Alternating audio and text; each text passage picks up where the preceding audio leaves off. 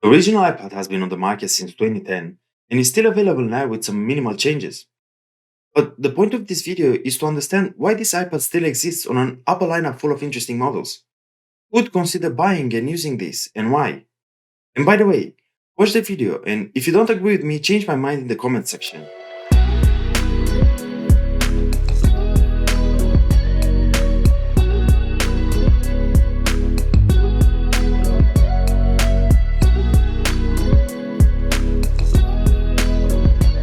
I got this tablet a year or so ago thinking it would be extremely useful for university work, as it's easy to carry around and work on. But the reality is that it's sitting on a desk collecting dust. And not because it's not capable of work and is not powerful, but because I don't find it comfortable to use. Also, in a world where we only have two MacBook models that fit anybody's needs, we have a lineup of four iPads. Why would you choose this one instead of the others? And what's its purpose? Let's find out together.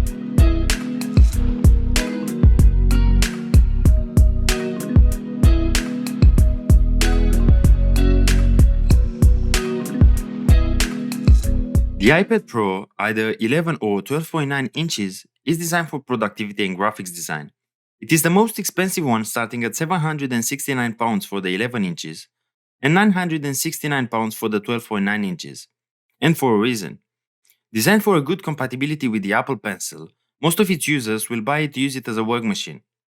It has the A12Z chip and, together with the Liquid Retina display, delivers good performance and amazing image quality. The iPad Air, which comes with the 10.9 inches same Liquid Retina display, has 500 nits brightness instead of the 600 that the Pro has.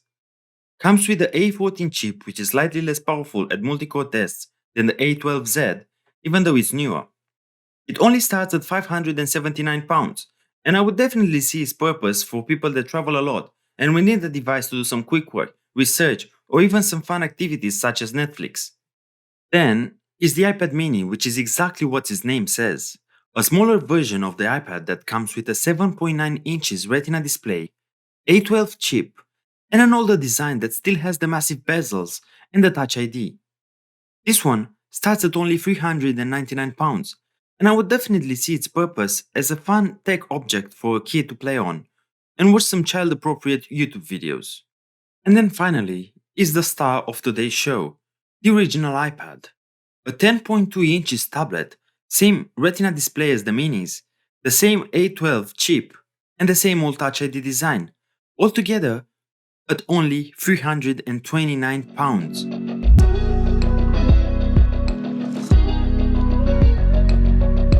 This iPad model has been out since 2010 when the tablet was first released, and since then it's got many facelifts, having 8 generations so far. Has a big 10.2 inches display with a resolution of 2160 by 1620, and together with the A12 chip gives a good performance on usual tasks such as web browsing, typing, and watching videos. Even though the panel doesn't feel the most premium, it is acceptable for the price point. Has 32 or 128 gigs of storage space, but 32 should do as you'll not take pictures or videos on it, and the only things that will take up space are the apps. When it comes to weight, 490 grams is what we're talking about, and that is a good weight for a tablet. Now, let's find the purpose of existence of this iPad.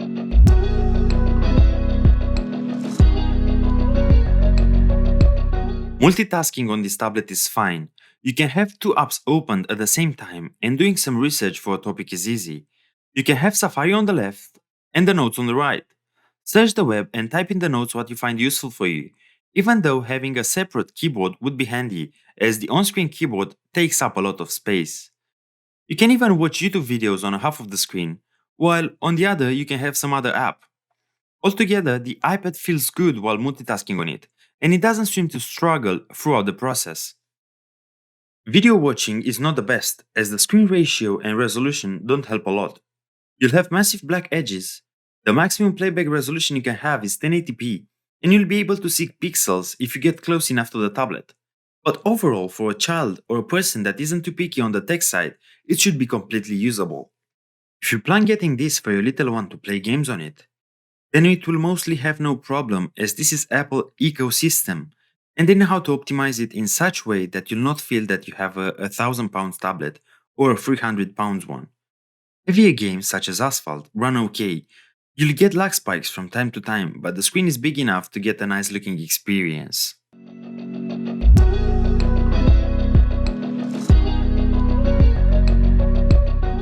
Well, we already talked about the prices, but let's consider them once again to see if paying almost a third the price of the 12.9 inches iPad Pro has its advantages. So, for £969, you get an almost 13 inches display with an amazing image quality and performances that will allow you definitely to do any kind of work that you intend to do, such as graphics design. But if you're not into that and you just want the cheapest iPad on the market for some casual use, then for £329, this tablet makes total sense for you. Bear in mind, this is the cheapest Apple tablet on the market, so there are a few drawbacks than the other iPads.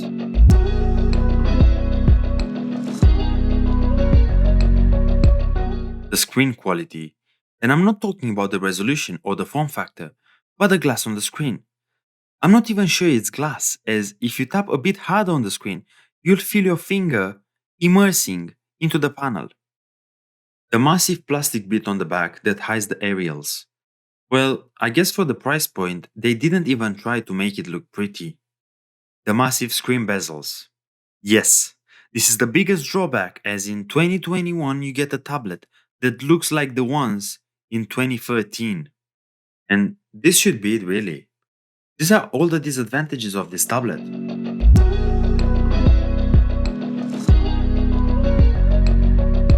After all this talk, I realized the thing. It's not this iPad that doesn't make sense, but it's the iPad mini. This iPad is still strong on sales due to the low prices compared to the other iPad models. It's almost half the price of the iPad Air and almost a third the price of the iPad Pro. And if you're not looking for performance and you're willing to pay as little as possible for this tablet, then this is the best option for you. But now is the iPad mini that doesn't make any sense, as you basically get the same design and specs as the original iPad, but a smaller form factor and a higher retail price. And this is weird because we all know from the tech world that a smaller gadget than its full-size brother usually costs less. Right guys, that was all for today. If you enjoyed the video, press the like button, subscribe if you wanna see more, and press the notification bell, as this way you'll get notified as soon as videos are posted. See you later guys. Bye.